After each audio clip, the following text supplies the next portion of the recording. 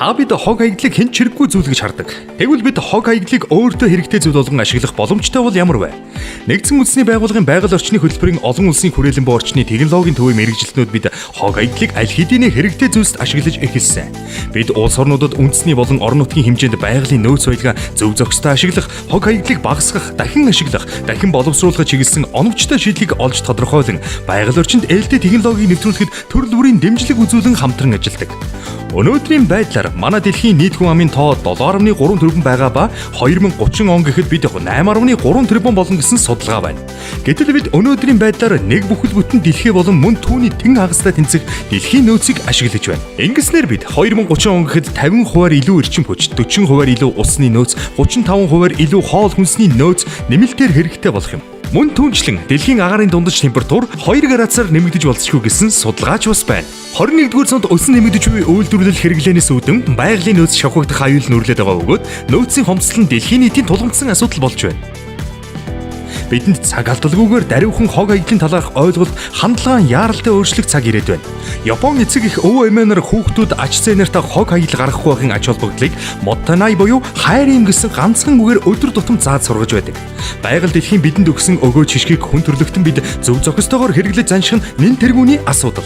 Бид өнөөдөр байгаль орчинд ээлтэй технологиг ашиглан хог хаягдлыг бууруулах нь ирээдүйд энэ асуудлыг шийдвэрлэхээс 5-аас 10 дахин хямд үн өртөгтэй гэсэн судалгаа бий.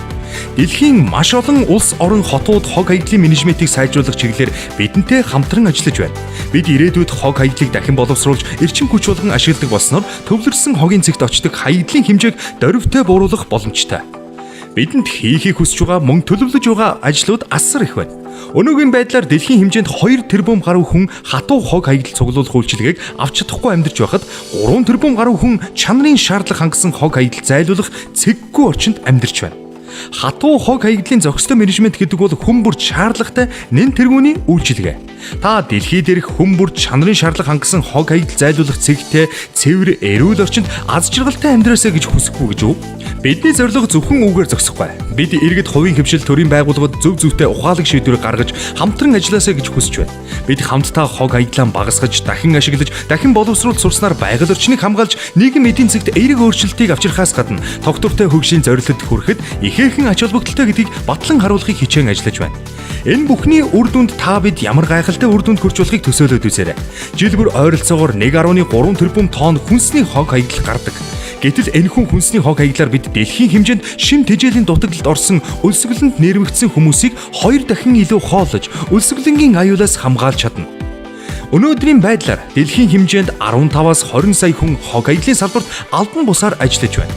Хэрвээ бид дэлхийн нийтээр хог хаягдлын менежментийг сайжруулж чадвал 15-аас 20 сая хүн эрүүл орчинд сэтгэл хангалуун амьдарч шаардлагатай үйлчилгээг авах боломжтой болно. Байгаль орчинд ээлтэй технологи арга барилыг нэвтрүүлж ашигласнаар хариуцлагатай ногоон үйлдвэрлэлийг хөгжүүлж, аж үйлдвэр, эдийн засгийн тогтвортой хөгжилд бодиттой хувь нэмэр оруулахаас гадна ажлын байрны тоог эрс нэмэгдүүлэх ач холбогдолтой.